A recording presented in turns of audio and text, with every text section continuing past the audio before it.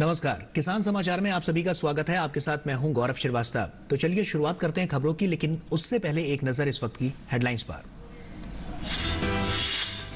प्रधानमंत्री नरेंद्र मोदी ने मन की बात कार्यक्रम के जरिए अपने विचार किए साझा। कहा, संयुक्त राष्ट्र ने इंटरनेशनल योगा डे और इंटरनेशनल ईयर ऑफ मिलेट्स दोनों का ही निर्णय भारत के प्रस्ताव के बाद लिया। दोनों ही अभियानों में जन भागीदारी की वजह से आ रही है क्रांति।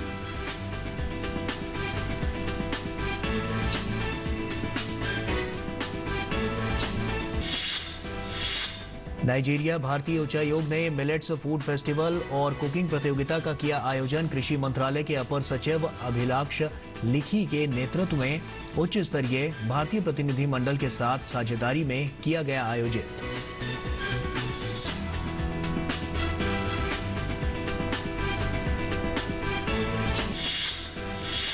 खादी और ग्रामोद्योग आयोग के अध्यक्ष ने मुंबई KVIC मुख्यालय में खादी उत्सव 2023 का किया शुभारंभ। कहा, खादी और ग्रामोद्योग आयोग को सबसे पिछड़े और गरीब लोगों को आजीविका उपलब्ध कराने की सौंपी गई है जिम्मेदारी। देश के अन्य हिस्सों के साथ साथ विदेशों में भी खादी उत्सव आयोजित करने पर दिया जोर।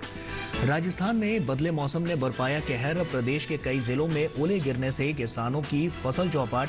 राजधानी जयपुर में भी देर रात से रुक रुक कर हो रही है बारिश। और आइए अब खबरों की शुरुआत करते हैं। प्रधानमंत्री नरेंद्र मोदी ने मन की बात कार्यक्रम के जरिए अपने विचार साझा किए। प्रधानमंत्री मोदी ने कहा कि संयुक्त राष्ट्र ने इंटरनेशनल योगा डे और इंटरनेशनल ईयर ऑफ मिलेट्स दोनों का ही निर्णय भारत के प्रस्ताव के बाद लिया है। वहीं दोनों ही अभियानों में जन भागीदारी की वजह से क्रांति आ रही है। मेरे प्यारे देशवासियों, अगर मैं आपसे पूछूं कि योग दिवस और हमारे विभिन्न तरह के मोटे अनाजों मिलेट्स में क्या कॉमन है, तो आप सोचेंगे ये भी क्या तुलना हुई। अगर मैं आपसे कहूं कि दोनों में काफी कुछ कॉमन है तो आप हैरान हो जाएंगे।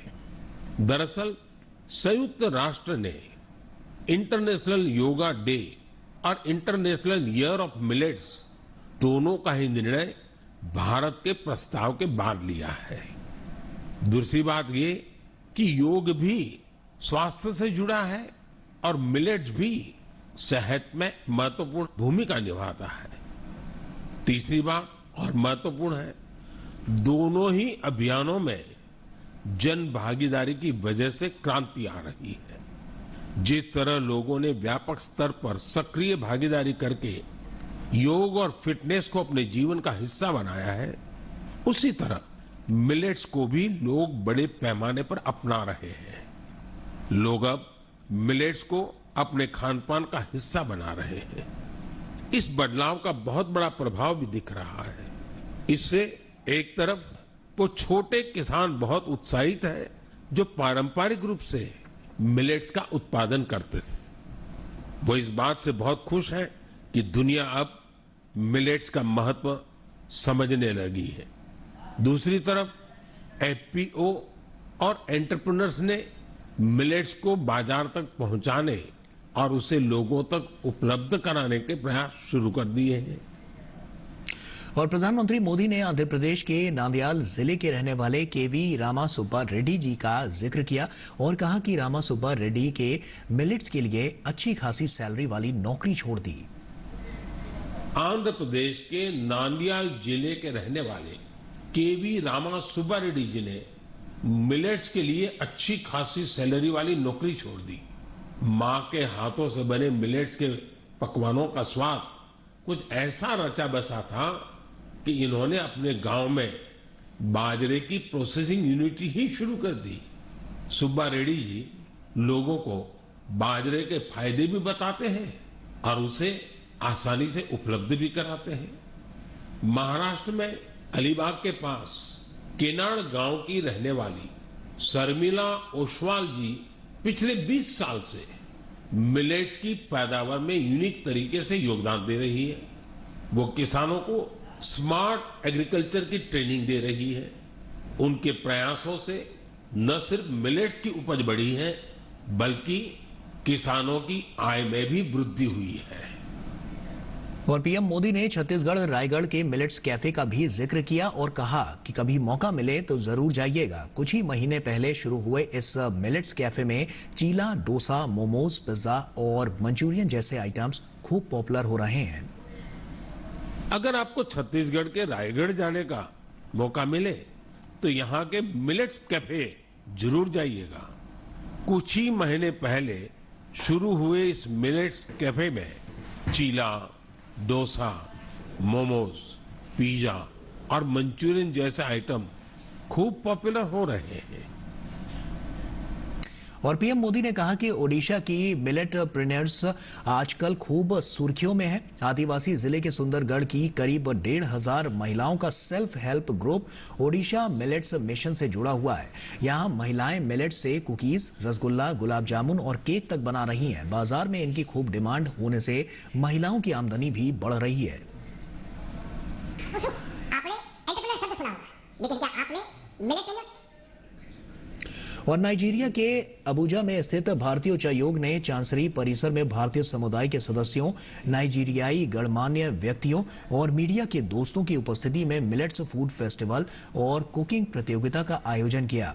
ये कार्यक्रम कृषि एवं किसान कल्याण मंत्रालय के अपर सचिव अभिलाष लेखी के नेतृत्व में उच्च स्तरीय भारतीय प्रतिनिधिमंडल के साथ साझेदारी में आयोजित किया गया, जो इस कार्यक्रम में भाग लेने के लिए अबुजा में है। लेकिन ने इस बात पर जोर दिया कि बाजरा घरेलू स्तर पर उपजने वाले पहले पौधों में से एक है और इसकी उच्च पोषण सामग्री के कारण इसे पोषक अनाज माना जाता है। लेकिन ने कहा कि नाइजीरिया में बाजरा कार्यक्रम, जो अफ्रीकी महाद्वीप का दूसरा सबसे अमीर और सबसे अधिक आबादी वाला देश है, बाजरा पर दक्षिण सहयोग और सहयोग की सच्ची भावना से पर्यावरण के अनुकूल स्वस्थ पोषक अनाज के प्रचार और उत्पादन के लिए एक लॉन्चिंग पैड बन सकता है। खादी और ग्रामोद्योग आयोग के अध्यक्ष मनोज कुमार ने मुंबई स्थित KVIC मुख्यालय में खादी उत्सव 2023 का शुभारंभ किया। खादी उत्सव 27 जनवरी से शुरू होकर 24 फरवरी 2023 तक चलेगा।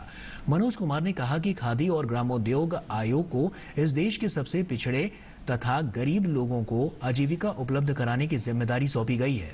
उन्होंने कहा कि खादी उत्सव जैसे कार्यक्रम और प्रदर्शनियां खादी संस्थानों, प्रधानमंत्री रोजगार सृजन कार्यक्रम PMEGP और पारंपरिक उद्योगों के उन्नयन एवं पुनर्निर्माण के लिए कोष की योजना स्फूर्ति के तहत हजारों कारीगरों के उत्पादों को सीधे ग्राहकों के हाथों में बेचने के लिए एक मंच प्रदान करते हैं। कुमार ने देश के अन्य हिस्सों के साथ साथ विदेशों में भी इस तरह के आयोजनों को बड़ी संख्या में आयोजित करने पर जोर दिया। KVIC के अध्यक्ष ने कहा कि प्रधानमंत्री नरेंद्र मोदी द्वारा देश की जनता से खादी और ग्रामोद्योग उत्पादों को खरीदने के आह्वान के बाद उनकी बिक्री में अप्रत्याशित रूप से बढ़ोतरी हुई है। मनोज कुमार ने देश से अपील करते हुए कहा कि हमारे प्रधानमंत्री नरेंद्र मोदी के दृष्टिकोण vocal for local and local to global वाले स्वप्न को वास्तव में पूरा करने के लिए आगे आए। अध्यक्ष ने KVIC के अधिकारियों व कर्मचारियों को ग्रामीण क्षेत्रों में रहने वाले गरीब जनों के उत्थान की जिम्मेदारी निभाने के लिए भी प्रेरित किया। KVIC के अध्यक्ष ने सभी से खादी उत्सव का व्यापक प्रचार करने और देश के गरीब सूत काटने वालों, वहीं बुनकरों, महिलाओं एवं कारीगरों के लिए सम्मानजनक तरीके से रोजगार के अवसर उपलब्ध कराने के उद्देश्य से खादी और ग्रामोद्योग से उत्पादित वस्तुओं की खरीदारी करने की अपील की। आगे बढ़ते हैं। प्रधानमंत्री ने कहा कि भारत को भी भौगोलिक, सांस्कृतिक, सामाजिक और वैचारिक रूप से तोड़ने के बहुत प्रयास हुए, लेकिन भारत को कोई भी ताकत समाप्त नहीं कर पाई। भारत सिर्फ एक भूभाग नहीं है, बल्कि हमारी सभ्यता की, संस्कृति की, सद्भावना की, संभावना की एक अभिव्यक्ति है। इसलिए आज भारत अपने वैभवशाली भविष्य की नींव रख रहा है और जानते हैं इसके पीछे सबसे बड़ी प्रेरणा, सबसे बड़ी शक्ति क्या है? किसकी शक्ति से, किसके आशीर्वाद से? भारत अटल है, अजर है, अमर है। ये शक्ति हमारे समाज की शक्ति है। और वहीं प्रधानमंत्री मोदी ने कहा कि आजादी के अनेक दशक बाद भी देश के केवल 3 करोड़ परिवारों तक ही नल से जल की सुविधा थी, लेकिन अब 11 करोड़ से अधिक परिवारों तक पाइप से पानी पहुंच रहा है। पानी का क्या महत्व होता है, ये राजस्थान से भला बेहतर कौन जान सकता है। लेकिन आजादी के अनेक दशकों बाद भी देश के सिर्फ 3 करोड़ परिवारों तक ही नल से जल की सुविधा थी। 16 करोड़ से ज्यादा ग्रामीण परिवारों को पानी के लिए संघर्ष करना पड़ता था। बीते 3.5 वर्षों के भीतर देश में जो प्रयास हुए, उसकी वजह से अब 11 करोड़ से ज्यादा परिवारों तक पाइप से पानी पहुंच चुका है। देश की संस्कृति और पर्यटन को बढ़ावा देने के उद्देश्य से केंद्रीय पर्यटन मंत्रालय की ओर से दिल्ली के लाल किला परिसर में 26 जनवरी से 6 दिवसीय कार्यक्रम भारत पर्व का आयोजन किया गया है। लाल किले में पर्यटन मंत्रालय द्वारा मिशन लाइफ विषय पर एक मंडप स्थापित किया है। केंद्रीय मंत्री भूपेंद्र यादव ने कल दिल्ली के लाल किले में लाइफ मिशन का स्टॉल का दौरा किया। मिशन लाइफ का विषय लोगों को ऐसे LIFE क्रियाकलापों के बारे में जागरूक और शिक्षित करने के लिए चुना गया है, जो स्थायी जीवन को बढ़ावा देने के साथ ही जलवायु परिवर्तन से निपटने में सहायक बन सकते हैं। इस दौरान केंद्रीय मंत्री भूपेंद्र यादव लोगों से भी उन्होंने मुलाकात की। मीडिया से बात करते हुए केंद्रीय मंत्री ने कहा कि मुझे खुशी है कि सभी नौजवान पर्यावरण अनुकूल जीवन शैली के लिए अपना उत्साह दिखा रहे हैं। नारियल उत्पादन में कैसे तेजी आए और कैसे नारियल उत्पादन ज्यादा से ज्यादा लोगों के लिए आजीविका और रोजगार का विकल्प बने, इस दिशा में कर्नाटक के मंगलुरु में कृषि विज्ञान केंद्र एक पहल की उन्होंने शुरुआत की है। कृषि विज्ञान केंद्र बेरोजगार नौजवानों को नारियल के पेड़ पर चढ़ने के मुफ्त प्रशिक्षण दे रही है। नारियल उत्पादन में महिलाओं की भागीदारी सुनिश्चित हो, महिला सशक्त बने और स्वयं के पैरों पर खड़े होकर आत्मनिर्भर बन सके, इसी को ध्यान में रखते हुए 3 महिला प्रशिक्षुओं को भी प्रशिक्षण में शामिल किया गया है। भारत की गिनती नारियल उत्पादक विश्व के अग्रणी देशों में होती है, लेकिन पेड़ों से नारियल तोड़ना एक टेढ़ी खीर है। देखने में भले ही ये रोमांचक और आसान लगे, लेकिन जरा सी चूक बहुत ही भारी पड़ सकती है। यहाँ तक कि अगर आप प्रशिक्षित नहीं हैं, तो ये जोखिम भरा और जानलेवा भी हो सकता है। कर्नाटक के मंगलुरु में कृषि विज्ञान केंद्र के द्वारा नारियल के पेड़ पर चढ़ने की प्रशिक्षण की शुरुआत की गई। यहाँ पर बेरोजगार युवाओं को मशीनों के जरिए नारियल के पेड़ पर चढ़ने का प्रशिक्षण दिया जा रहा है। प्रशिक्षण के लिए कुल 20 प्रतिभागियों का चयन किया गया है, जिनमें 3 महिलाएं भी शामिल हैं। मतलब अब महिलाएं भी कामयाबी की नई गाथाएं लिखने और समाज में एक नया मुकाम और कीर्तिमान स्थापित करने के लिए पूरी तरह से कमर कस चुकी हैं।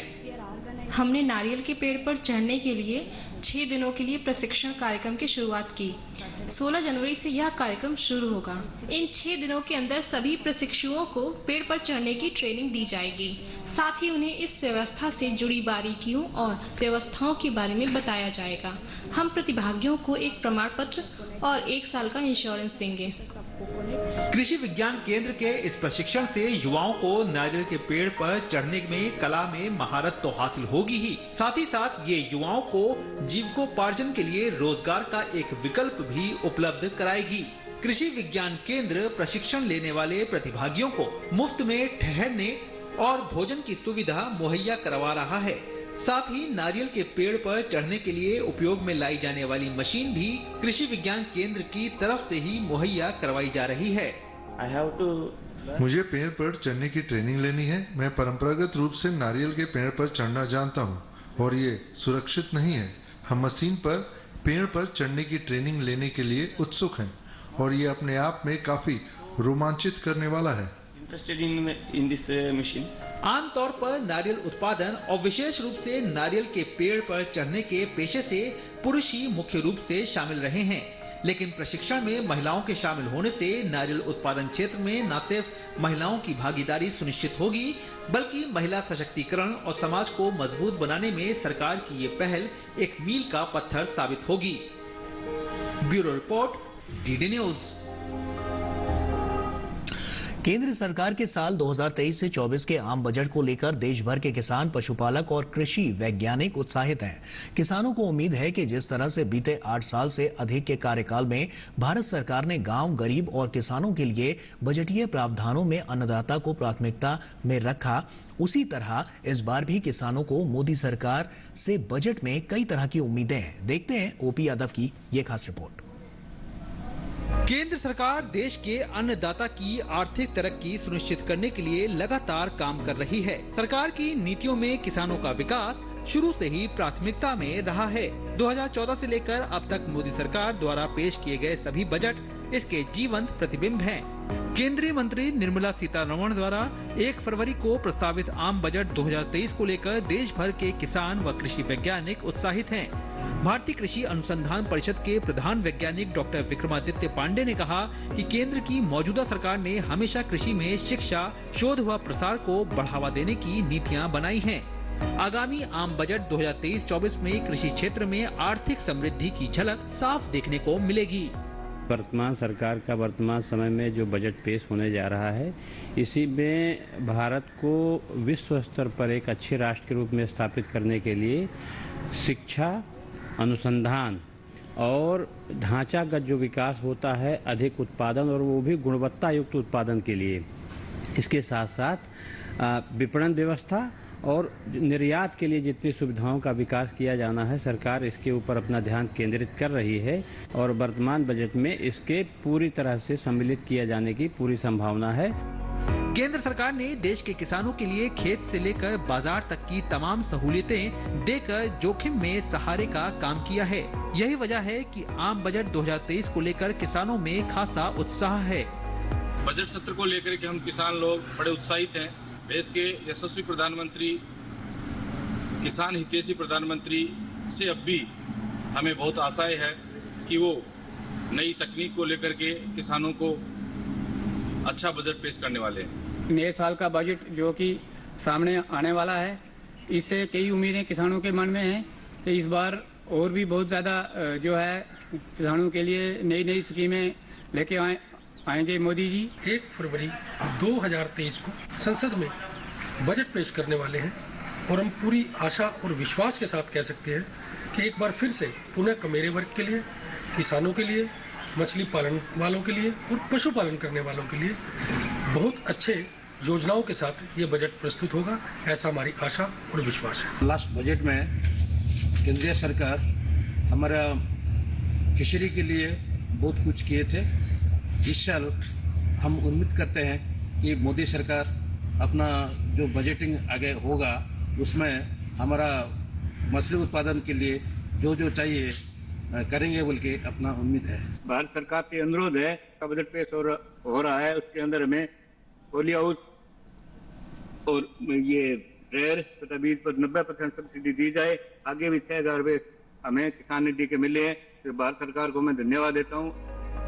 आम बजट 2023-24 में वैसे तो हर वर्ग के लिए आशाओं की रोशनी का सूर्योदय होगा, लेकिन कृषि क्षेत्र में खास तौर पर उम्मीदों का पिटारा देखने को मिलेगा, जिसमें कृषि के लिए संस्थागत विकास फंड, प्राकृतिक खेती व पीएम किसान सम्मान निधि जैसी महत्वाकांक्षी योजनाओं में और कुछ नई सौगात देश के किसानों को मिलने की उम्मीद है। केंद्र सरकार देश के गांव, गरीब और किसानों के कल्याण और विकास के लिए लगातार काम कर रही है। बीते 8 साल से अधिक का कार्यकाल इसका जीवंत प्रतिबिंब है। यही वजह कि साल 2023-24 के आम बजट को लेकर न केवल देश भर के किसान उत्साहित है, बल्कि उनकी आर्थिक तरक्की के विकल्प और रास्ते किस तरह इस बजट के जरिए आगे बढ़ेंगे, इसको लेकर प्रसन्न भी है। मेरे साथ कैमरामैन एम.ए. खान और मनोज के साथ में OP Yadav, DD news, Delhi. और राजस्थान में देर रात से बदले मौसम ने कहर बरपा दिया है। प्रदेश के कई जिलों में भारी मात्रा में ओले गिरने से किसानों की फसल चौपट हो गई है। सड़कों पर ओलों की वजह से सफेद चादर बिछ गई है। राजधानी जयपुर में भी देर रात से रुक रुक कर हल्की बारिश हो रही है। मौसम विभाग के मुताबिक प्रदेश में पश्चिमी विक्षोभ के सक्रिय होने की वजह से मौसम में बदलाव हुआ है। रविवार को दिन भर जयपुर, उदयपुर, अजमेर, कोटा, जोधपुर और बीकानेर संभागों में हल्की से मध्यम बारिश जारी रहने की संभावना है। इसके साथ ही कहीं कहीं जगहों पर ओलावृष्टि और हो सकती है। जयपुर मौसम केंद्र के निदेशक ने बताया है कि 30 जनवरी केवल उत्तर और उत्तर पूर्वी भागों में बारिश होने की संभावना है। इससे पहले शनिवार शाम करीब 6:30 बजे के बाद मौसम पलट गया। बादल गिरने के साथ कई जगहों पर बिजली चमकने के साथ देर रात तेज बारिश हुई। और आइए अब नजर डालते हैं मंडी के भाव पर।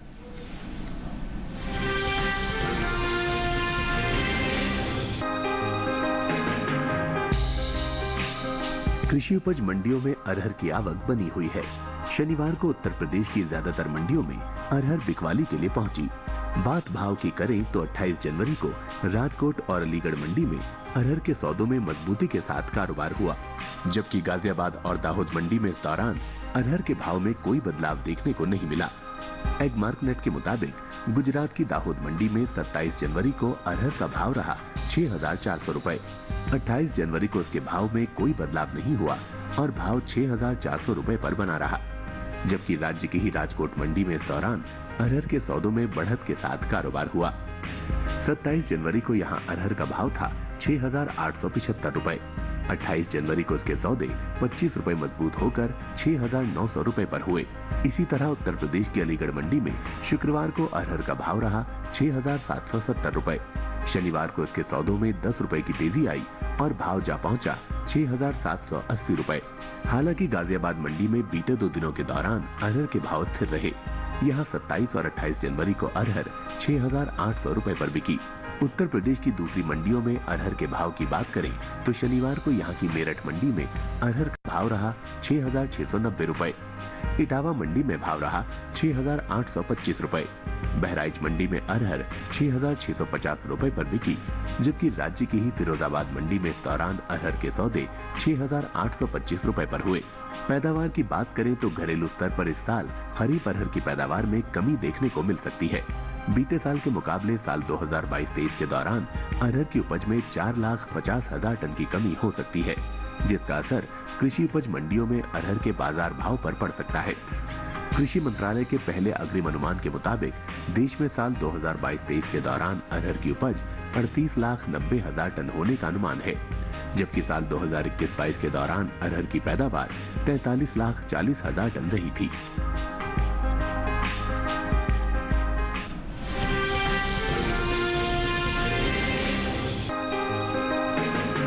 शनिवार को कृषि उपज मंडियों में सोयाबीन की आवक सीमित देखने को मिली। बात भाव की करें तो 28 जनवरी को ज्यादातर कृषि उपज मंडियों में सोयाबीन के भाव में मिला जुला रुख रहा। काला पीपल मंडी में सोयाबीन के सौदे मजबूती के साथ हुए, वहीं दाहोद और हिम्मतनगर मंडी में नरमी रही, जबकि खेरागढ़ मंडी में इस दौरान सोयाबीन के सौदों में कोई बदलाव नहीं हुआ। हाजिर भाव पर नजर डालें तो एगमार्क नेट के अनुसार छत्तीसगढ़ की खेरागढ़ मंडी में 27 जनवरी को सोयाबीन का भाव रहा 4,900 रुपए। 28 जनवरी को इसके भाव में कोई बदलाव नहीं हुआ और भाव 4,900 रुपए पर बना रहा। वहीं गुजरात की दाहोद मंडी में इस दौरान सोयाबीन के सौदों में नरमी के साथ कारोबार हुआ। यहाँ 27 जनवरी को सोयाबीन का भाव 5,450 रुपए रहा। 28 जनवरी को इसके सौदे 50 रुपए लुढ़क कर 5,400 रुपए पर हुए। राज्य की ही हिम्मतनगर मंडी में 27 जनवरी को पीली सोयाबीन का भाव रहा 5,113 रुपए। 28 जनवरी को इसके सौदों में 18 रुपए की गिरावट आई और भाव हो गया 5,095 रुपए। जबकि मध्य प्रदेश की काला पीपल मंडी में इस दौरान सोयाबीन के भाव में तेजी देखने को मिली। यहाँ 27 जनवरी को सोयाबीन का भाव था 5,225 रुपए। 28 जनवरी को इसके सौदे 40 रुपए चढ़कर 5,265 रुपए पर हुए। भारत में सबसे ज्यादा सोयाबीन की पैदावार मध्य प्रदेश, महाराष्ट्र, राजस्थान और छत्तीसगढ़ में होती है। मध्य प्रदेश में सोयाबीन का उत्पादन 45%, जबकि महाराष्ट्र में 40% होता है। सोयाबीन की उपज पर नजर डालें तो इस साल खरीफ सोयाबीन की पैदावार में कमी देखने को मिल सकती है। बीते साल के मुकाबले इस साल खरीफ सोयाबीन की उपज में 10% की कमी होने का अनुमान है। कृषि मंत्रालय के पहले अग्रिम अनुमान के मुताबिक खरीफ सोयाबीन की उपज साल 2022-23 के दौरान 1,28 लाख टन के पार जा सकती है, जबकि साल 2021-22 के दौरान सोयाबीन की पैदावार 1,29,95,000 टन रही थी।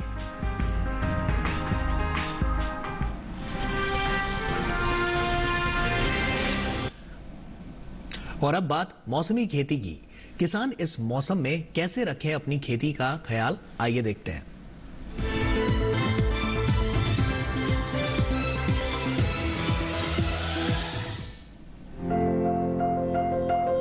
पश्चिम बंगाल के पहाड़ी इलाकों में इस समय सरसों में कीटों का प्रकोप देखा जा सकता है। ऐसे में किसान इसकी निगरानी करते रहें। इसके साथ ही सरसों में जरूरत के अनुसार सिंचाई करें। यही इस मौसम में जहां आलू की पौध 15 से 22 सेंटीमीटर की हो चुकी है, उनमें मिट्टी चढ़ाने का काम करें। पश्चिम बंगाल के पुराने जलोढ़ इलाके में 25 से 30 दिनों की हो चुकी धान की रोपाई मुख्य खेत में कर ली। पश्चिम बंगाल के तराई इलाके में बैंगन में कीटों और रोगों का प्रकोप देखा जा सकता है। ऐसे में किसान प्रभावित पौधों को जड़ से उखाड़ कर नष्ट कर दें। इसके साथ ही बैंगन के खेतों में निराई करें। यही आलू पर मिट्टी चढ़ाने का काम करें। पश्चिम बंगाल के तटीय खारे इलाके में बोरो धान की रोपाई का काम पूरा कर लें। यही इस समय आम और कटहल में कीटों और रोगों का प्रकोप बढ़ सकता है। ऐसे में किसान कृषि विशेषज्ञों की सलाह से जरूरी दवाओं का छिड़काव करें। पश्चिम बंगाल के नए जलोढ़ इलाके में हरे चारे के लिए ढैंचा की बुआई करें। वहीं पश्चिम बंगाल के लेटराइट और लाल मिट्टी वाले इलाके में जल्द से जल्द बोरो धान की रोपाई कर लें। झारखंड की बात करें तो यहाँ के दक्षिण पूर्वी पठारी इलाके में काबुली चने को कीटों के प्रकोप से बचाएं। मध्य और उत्तर पूर्वी झारखंड के पठारी इलाके में चने में दूसरी निराई करें। यही 25 से 30 दिन की हो चुकी आलू की फसल में यूरिया डालें, लेकिन उससे पहले खेतों में निराई और सिंचाई करें। पश्चिमी झारखंड के पठारी इलाके में गेहूं के खेतों में निराई और सिंचाई करें।